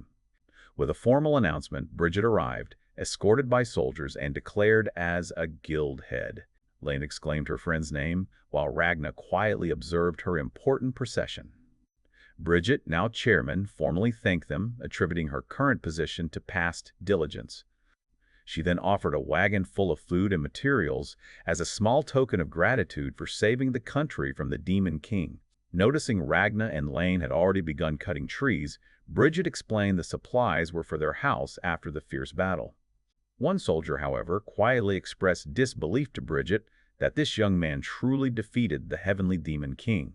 Bridget smiled, admitting her own initial skepticism, but affirmed the undeniable truth. Ragna had indeed vanquished Jung, the Heavenly Demon King. The soldiers murmured in awe and disbelief, unable to grasp the tale of the Heavenly Demon King's defeat. Bridget, however, recalled with vivid clarity the blinding light of the spear that impaled the colossal foe. Ragna inwardly acknowledged Jung's overwhelming power, recalling how a century prior the Demon King had merely recovered from all attacks, eventually sealed with Lane's help. Bridget, formal and poised, suggested a storytelling session while their newly arrived materials were being unloaded. She then offered them tea, to which Ragna readily agreed before Lain chimed in with her own enthusiastic acceptance. Grateful for the unexpected hospitality, Ragna thanked Bridget as she gestured for them to follow. A soldier formally addressed Ragna, initiating a heartfelt expression of gratitude. Bridget, now the guild head, added her deep thanks for rescuing Lane and freeing the people from the Demon King's terror. Ragna, caught off guard by Bridget's deep bow, urged her to stop, uncomfortable with such profound gratitude. He gently insisted she needn't lower her head, explaining that his actions were simply a matter of his own will. Bridget, bewildered, questioned his casual dismissal of such a monumental feat. Lain then affirmed Bridget's point, stating, no one had ever truly defeated the near-immortal Heavenly Demon King that had terrorized them for over a century. Ragna turned to Lain, seeking confirmation about Bridget's astounding words. She thoughtfully admitted no one in her lifetime had ever truly overcome the Heavenly Demon King. Bridget, still deeply impressed, respectfully asked him directly who he was, given Lane's revelation of him creating legendary weapons.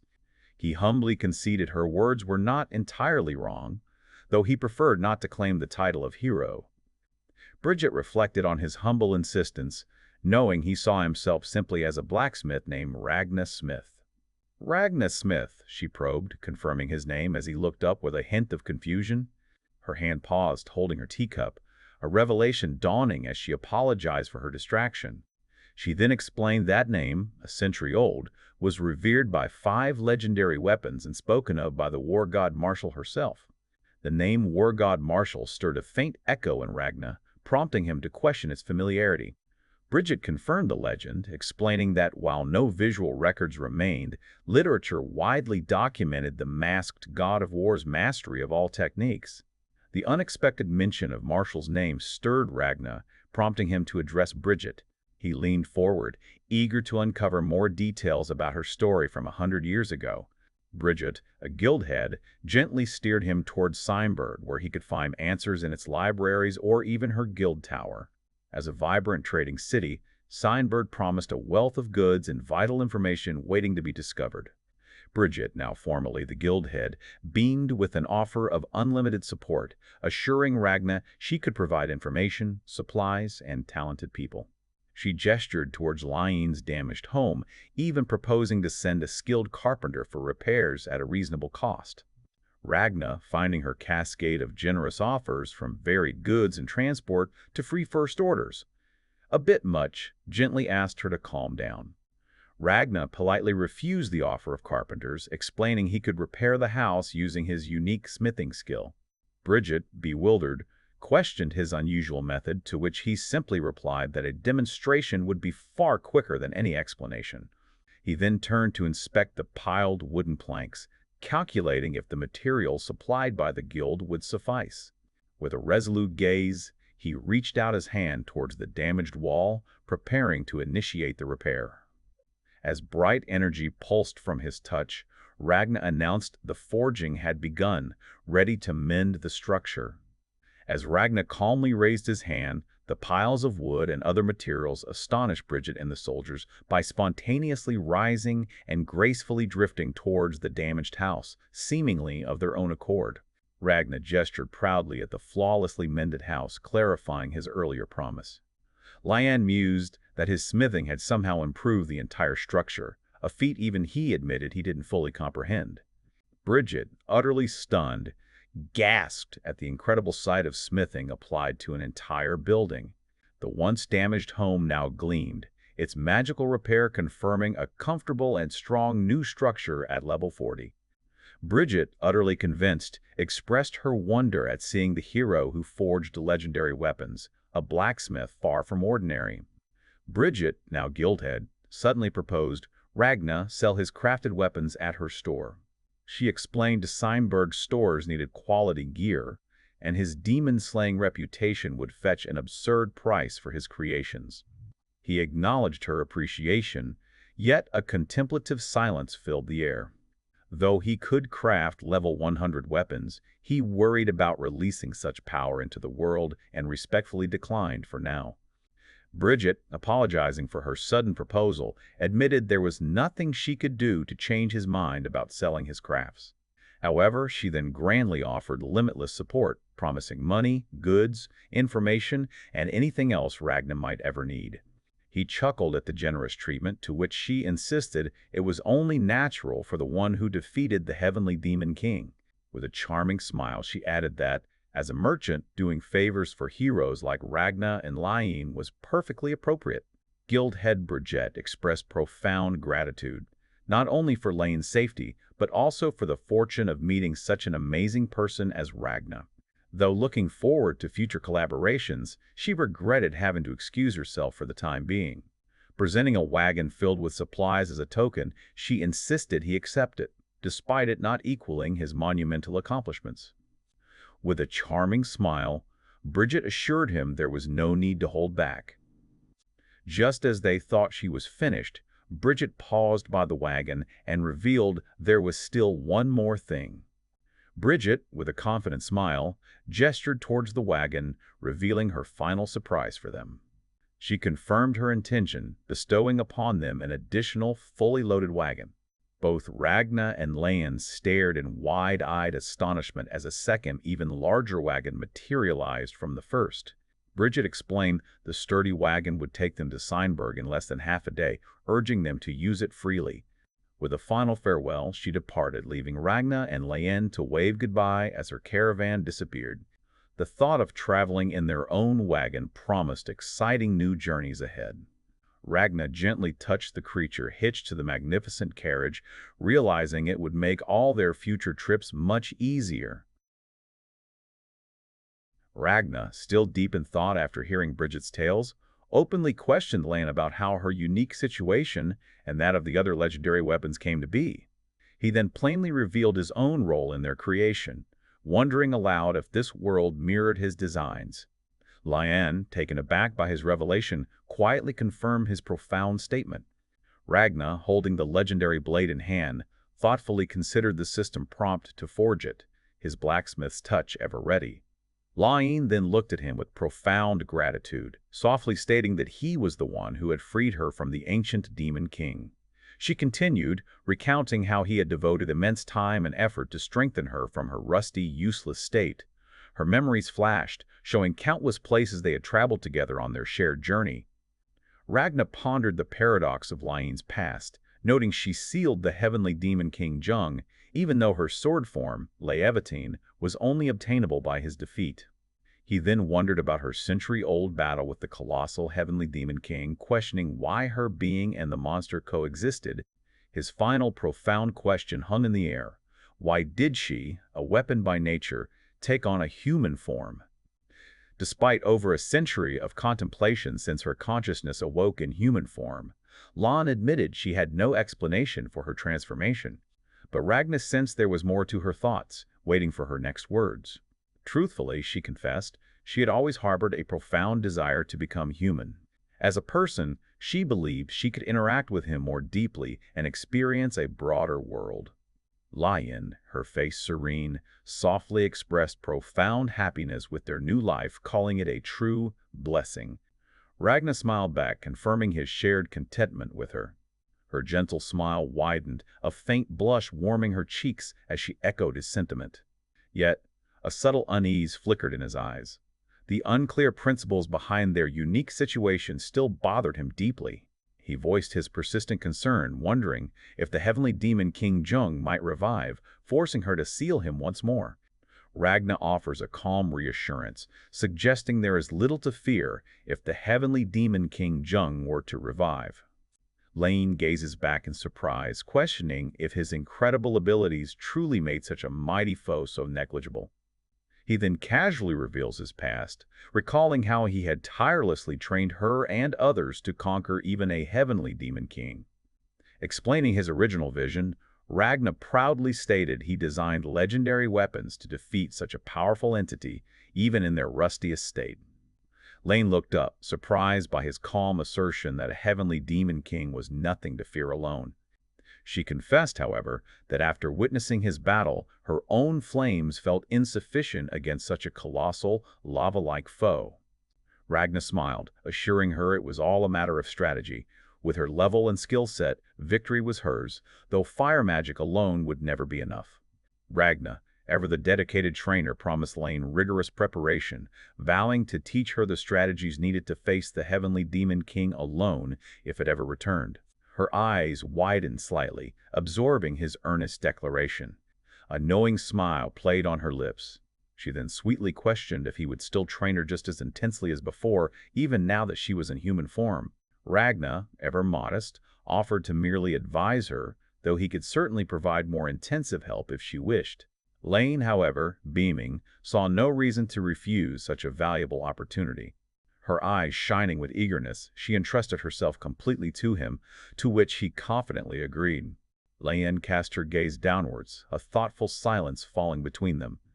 Sensing her quiet contemplation, Ragna gently leaned into her, questioning her sudden mood. Turning to him with a shy, tentative expression, she wondered if she could ask something rather bold. His own surprise was evident as he shifted, asking about her unexpected change of heart. Her gaze earnest, she then confessed to a long-held desire, something she always wished to do as a human. Ragna, sensing her shyness, gently encouraged her to voice the bold question on her mind. Her hands clasped tightly, she paused, a nervous breath catching in her throat as she prepared to speak her true desire. Rein, her face flushed with earnest emotion, stepped forward and boldly pleaded, "Please make me your wife." A deeper blush overtook her as she then confessed her desire for intimacy, prompting a surprised but resolute "yes" from him. Rein, startled by her own bold request, questioned Ragna if she had always harbored such desires. Flushing deeply, she admitted her true feelings, explicitly stating her wish for intimacy with him. He was the important person she had always longed for, she explained, justifying her desire to have that kind of relationship, even for just a little while. After waiting for so long, she added with a shy glance, such accumulated feelings naturally tended to surface. Rein suggested other legendary weapons likely shared her desire to become human, a thought that surprised Ragna. He then voiced concern for her well-being, wondering if she was truly all right after being freed from the Demon King's ancient influence. Her smile brightened as she explained it was quite the opposite. Now that the Demon King's influence was gone, her mind and body felt perfectly well. In fact, she confessed, all her suppressed desires had returned, assuring him she would be more than okay. Rein, blushing deeply, seemed to gather her courage for an unexpected question. Ragna offered a soft, knowing smile, anticipating her next words. His hand reached out, gently caressing her cheek as her blush deepened further. "I didn't expect you to be so flushed and yet be saying something so bold," he mused with affection. "You're so cute, Rein." Rein, blushing deeply, admitted her inexperience with such intimate matters. Still flustered, she then apologized if her bold request caused him any trouble. Gently pulling her close, Ragna lovingly reassured her not to worry, promising to teach her everything she desired. With a shy, trusting smile, she softly agreed to be in his care. A flush crept up her neck, her cheeks burning as she squeezed her eyes shut, wishing the moment would simply disappear. Yet the world outside continued its gentle morning rhythm, sunlight already tracing patterns across the tiled roof and lush treetops. Soft light pierced the curtains, stirring him awake with a dazed, "Morning?" Still lost in sleep, Akari buried her face deeper, a faint murmur escaping her lips.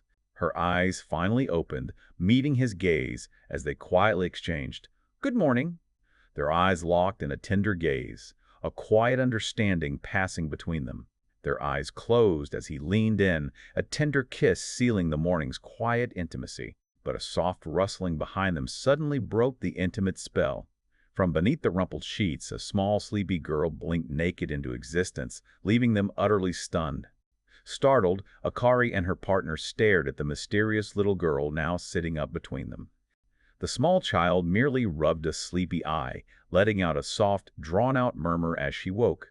Tiny wings fluttered as she then cheerfully greeted him as Master, introducing herself as Kei. Ragna stared, utterly bewildered, as a stranger suddenly appeared, prompting him to ask who she was. The blonde woman offered a knowing smile, cryptically stating her name was Kei, as if that explained everything. Still puzzled, Ragna murmured her name while Rein, watching, seemed equally unsure how to react to their new companion's odd introduction.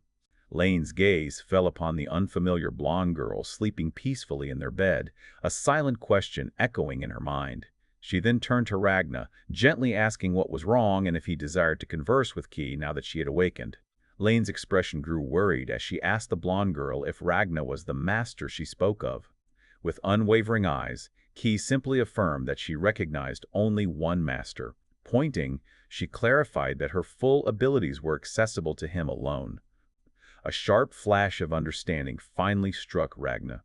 His gaze fell upon the familiar staff, confirming the astonishing reality of her true identity.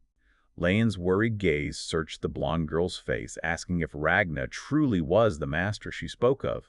Pointing a finger, she clarified her full abilities were accessible to him, and him alone. A sharp flash of understanding suddenly struck Ragna.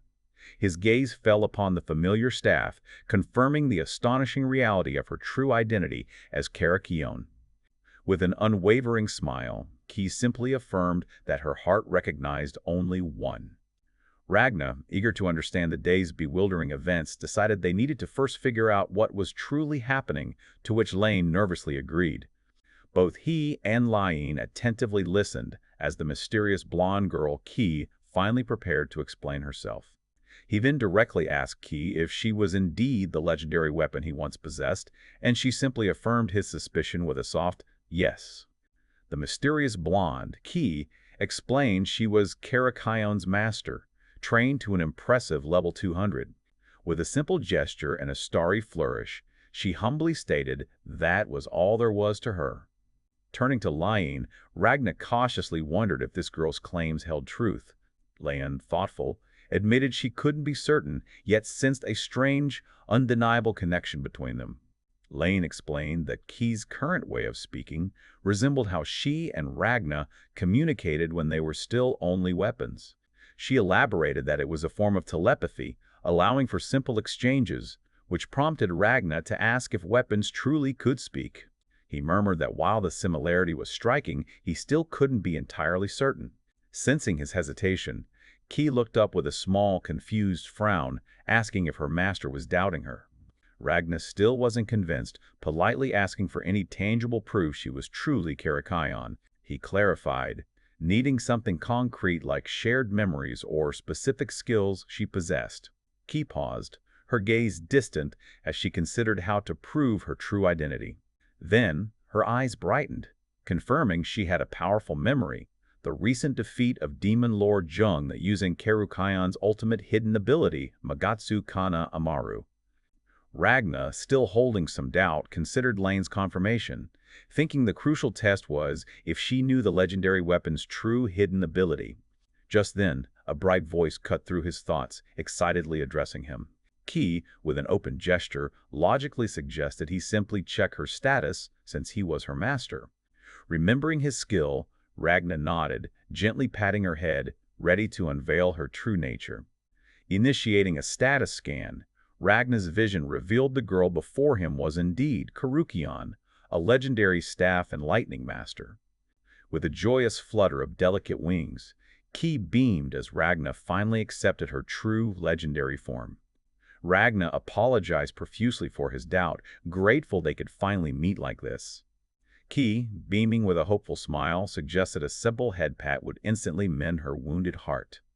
Gently, Ragna's hand found its way to her soft hair, easing her past pain. Rein, witnessing the tender exchange, felt a pang of jealousy and muttered about the unfairness of it all. Ragna, recalling his previous status check, decided he also needed to examine Lane's true nature. Her eyes widened in surprise, questioning if he was truly certain. With a bright smile, she then happily invited him to proceed. As his hand gently touched her head, a familiar window materialized, confirming her true identity as the legendary sword, Reyvatein. Ragna mused that the ability to instantly check someone's details was incredibly convenient, gently patting Ki's head. Kay looked up with a knowing smile, assuring him it was permissible because only her true master possessed such a skill. A warm laugh escaped him at her words, bringing a sense of peace, as Leanne happily encouraged him to use the power as he pleased. Ki savored a bite of her meal, a quiet blush gracing her cheek. With eyes still closed in delight, she prepared for another taste of the delicious food. A contented smile blossomed on her face, and her small wings seemed to flutter with happiness. "The breakfast Master made is delicious," Ki exclaimed joyfully to Ragna, who beamed, glad she liked it. Ragna, contemplating the mystery, gently asked if Ki remembered how she had become human. Ki looked up, her expression thoughtful, as she considered the perplexing query. After a moment, she regretfully admitted that she had no memory of her sudden transformation. Ragna mused, realizing Ki's mysterious transformation mirrored Liane's. Taking another bite, Ki confirmed her own memory of the change was clearer. With a blush, she admitted to a past jealousy of Reyvatein, the sword Ragna often conversed with. Ki explained that her strong desire to be needed had somehow triggered her current human form. Ragna, now understanding, asked if she knew Lane in her true weapon form. Ki affirmed they could communicate even as weapons, a silent understanding shared between them and their master. Lane playfully grabbed Ki's shoulders, seeking confirmation from her own legendary identity. With a gentle smile, she readily affirmed her words. Offering Ki another bite of food, Lion noted they had both started training around the same time. Ki eagerly took the morsel, munching with delight. Her small wings fluttered with joy as she proclaimed it equally delicious, much to Lion's amusement. Ragna, a faint smile playing on his lips, confirmed he'd been training both Karakaion and Reyvatein simultaneously. He recalled a particularly hectic work period, sacrificing meals and sleep, purely driven by the urge to perfect them. Amidst his game world, stretching beneath a digital dawn, he realized that was the first time he'd truly felt so engrossed. Then, a fresh insight into his profound dedication sparked a surprised exclamation. Ragna's eyes widened in sudden, profound realization. He wasn't just recalling past memories, he was reliving the very sensations of training those two, the intense emotions from back then still vivid. Ragna, staring at his palm, questioned what had just triggered this sudden surge, wondering if his lost memories were finally returning. He recalled a similar experience before facing Demon King Jung, remembering a past conversation with Marshall. Back then, making contact with Reyvatein in her weapon form and embracing Lane seemed to be the key. Ragna pondered if making contact with his legendary weapons was somehow helping to restore his lost memories. His deep concentration drew the attention of Lane and Ecchi, who both looked up, worriedly asking if he was all right. Gently reassuring them with a smile, he insisted he was fine, despite Lane's lingering doubt. Lane gently agreed, but implored him not to overexert himself. Ecchi affirmed this sentiment, gently patting his head and reminding her master not to overdo it, just as Lane had warned. Suddenly, a thought struck Kai, and her eyes lit up with an idea. She offered him a small treat, hoping to cheer him up, and Ragna smiled, gratefully accepting her kind gesture. Ragna, holding a device, gently asked Ecchi if she still remembered her time as a weapon, and she affirmed her readiness to answer. He then explained he had many questions, hoping Karakaion, the weapon he first had, might know something about his arrival. He specifically wondered why he and Lan had ended up in this strange new world. With a thoughtful frown, Kay sadly admitted that even she had no memory regarding that profound mystery. Ragna mused, realizing both legendary weapons had simply appeared with him after being raised. But Ecchi remembered his old sayings, like debugging again today's or complaints about that manager's weird system. His eyes widened in stunned recognition at her words. Ragna mused, unsure if he truly uttered such phrases from his past. He met Kay's innocent gaze, her voice gently questioning him as they sat over breakfast. Moving away from the table, his eyes fell upon the legendary sword and staff, realizing their shared past had finally become clear. Ragna, confidently grasping both the legendary blade Reyvatein and the staff Karukion, declared his belief that speaking with them would slowly restore his lost memories. Ecchi gasped in surprise at Ragna's sudden declaration, while Lane looked on with a warm, hopeful smile. With a confident grin, he held both legendary weapons, as Ecchi cheered and Lane eagerly asked if his memories were truly returning. The forms of legendary weapons, staff and sword, hinted at the new adventures awaiting. Lane and Ecchi, in their human guises, offered a sweet and expectant gaze. Their presence sparked a crucial realization in Ragna. If they were here, then other legendary weapons must also exist in this world. Ecchi, surrounded by the faint silhouettes of others, mused on the identity of the fabled 6 great heroes. She had not yet encountered them, but distinctly sensed their enduring presence, knowing they had once faced other demon lords. Ecchi confirmed her ability to faintly sense the presence of other legendary weapons, each bearing a mark of their master's name. That revelation ignited a resolve in Ragna, who eagerly declared their next quest was to gather information and meet these other legendary companions. He mused that perhaps these other legendary beings could shed light on why Lane and Kay had taken human form, a possibility Lane met with a hopeful smile. Ragna, determined to uncover more about this world and his own past, declared their next destination would be Signbird for crucial information. Ecchi, delighted by the prospect of adventure, cheered at the mention of an outing. Suddenly, she inhaled sharply, covering her mouth as a powerful sneeze burst forth, making Ragna wonder if she was catching a chill. She quickly reassured him, rubbing her nose with a slight blush, that it was only a ticklish sensation. Ragna gently patted Ecchi's head, lamenting the lack of suitable attire for her in the house. A sudden thought then illuminated his expression. He turned to Lian, suggesting they could simply purchase new clothes in Signbird, to which she thoughtfully agreed.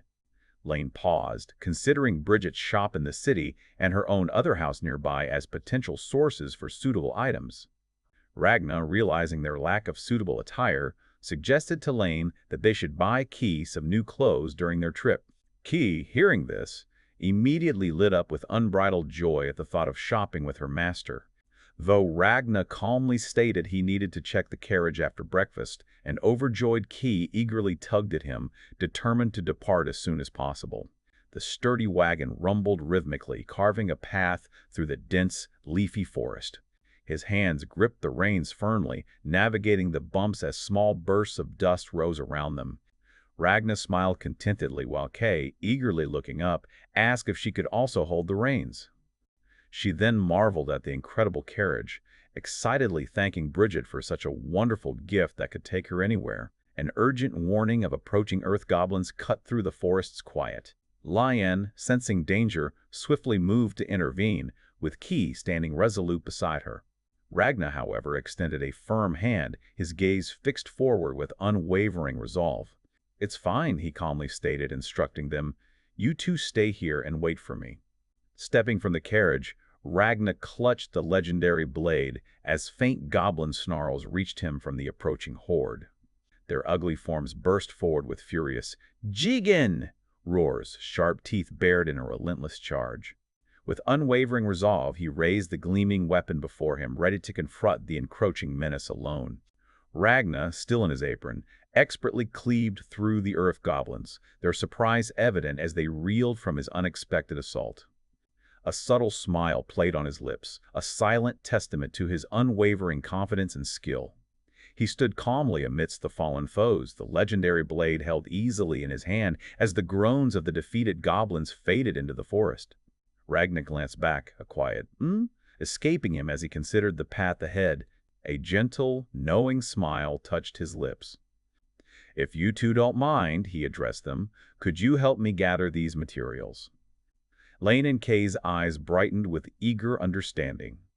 "Right away," they chorused, both promising their enthusiastic assistance. His gaze sharpened with a new resolve. Soon, Lion's voice cut through the air, proudly announcing their arrival at Seinberg, the trading city connecting every nation. Their grand destination now visible, Ragna and Key grinned at the formidable walls of the city ahead. The grand gate of Seinberg slowly creaked open, revealing the bustling city beyond. Inside, the lively marketplace hummed with merchants and travelers, filling Ragna with a sense of wonder. He realized this sprawling city was far grander than any rural town he vaguely remembered from his past. The vibrant city of Seinberg hummed with everyday life. Orders called out as merchants and citizens went about their day. Yet, Ragna mused, this world no longer ran solely on the game designs he had meticulously crafted. His deep contemplation was broken by Key, who gently touched his arm, calling out to her master. Looking out over the sprawling streets, he admitted, it all felt strangely surreal, a sentiment she seemed to share. Key's bright eyes shone with pure delight, confessing her joy at finally reaching Seinberg with her master. Ragna returned her smile warmly, admitting he shared her happiness. Lane offered her thanks, and as the carriage neared the city, he mused aloud about how this Seinberg might differ from the one he knew.